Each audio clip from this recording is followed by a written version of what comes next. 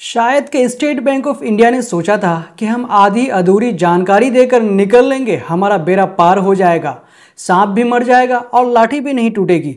इस तरह करने पर हमारी बदनामी नहीं आएगी और न उस शख्स और उस पार्टी का नाम बाहर आएगा जो इसमें पूरी तरह से इन्वॉल्व है। लेकिन स्टेट बैंक ऑफ इंडिया की यह चतुराई बिल्कुल भी नहीं चली और आधी अधूरी जानकारी शेयर करने पर, पूरा डेटा रिलीज नहीं करने पर फिर से सुप्रीम कोर्ट ने एसबीआई को फटकार लगाने का काम कर दिया है। सुप्रीम कोर्ट ने कहा कि पूरी जानकारी शेयर करो और अगर तुम हमारे इस फैसले पर कुछ टिप्पणी करने की कोशिश की, इसके बारे में कोई सवाल करोगे तो उल्टा तुम्हारे ऊपर ही कार्रवाई कर दी जाएगी। तो जी हाँ दोस्तों, सीजेआई चंद्रचूड़ के 5 जजों की बेंच ने स्टेट बैंक ऑफ इंडिया को फिर से फटकार लगाते हुए कहा कि हमारा निर्देश बहुत ही स्पष्ट था, हमने पूरा ब्यौरा देने को कहा था, तुमने बॉन्ड नंबरों का खुलासा क्यों नहीं किया और अल्फा न्यूमेरिक नंबरों को क्यों नहीं बताया।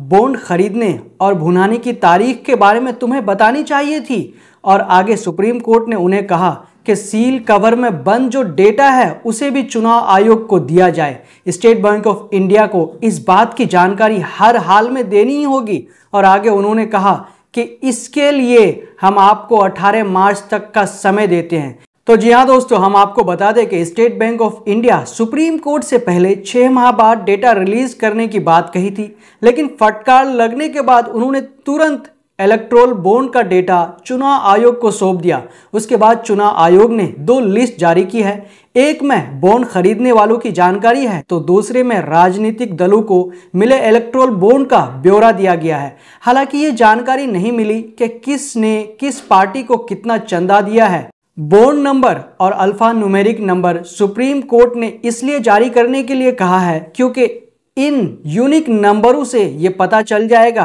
कि किस कंपनी ने किस राजनीतिक दल को कितना चंदा दिया है, कि किस धन्ना सेठ ने किस पार्टी को कितना चंदा दिया है। और जब ये बात बाहर निकल कर आ जाएंगी कि किसने किस पार्टी को कितना चंदा दिया है तो फिर दूध का दूध और पानी का पानी साबित हो जाएगा।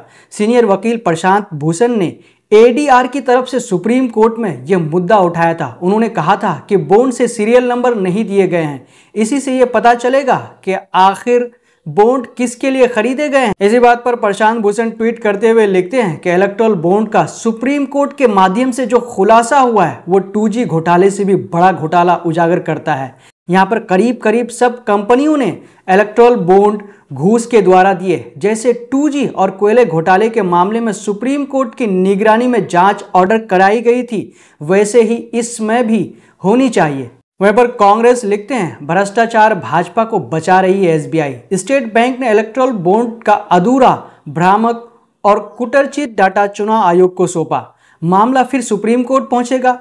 चंदा किसने किसको दिया नहीं बताया। चंदा देने वालों में 18,871 नाम है, चंदा लेने वालों में 20,421 नाम है। 2 सूची में 1550 नामों का अंतर।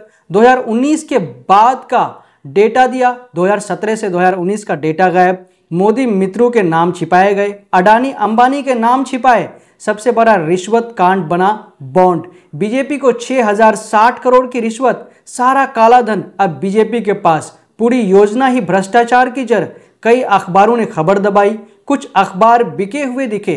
बीजेपी के खातों पर बैन संभव। नरेंद्र मोदी सबसे भ्रष्ट प्रधानमंत्री बने, जनता देख रही है। Narendra Modi, BJP, state bank और चुनाव आयोग मिलकर देश के सबसे बड़े घोटाले को दबाने की कोशिश कर रहे हैं। बीजेपी मतलब भ्रष्टाचार। तो दोस्तों, स्टेट बैंक के द्वारा आधी अधूरी डेटा रिलीज करने पर सुप्रीम कोर्ट के द्वारा फिर से फटकार लगाने के बारे में आपको क्या कहना है, हमें कमेंट करके जरूर बताएं। जब तक के लिए हम आपसे लेते हैं इजाजत। जय हिंद, जय भारत।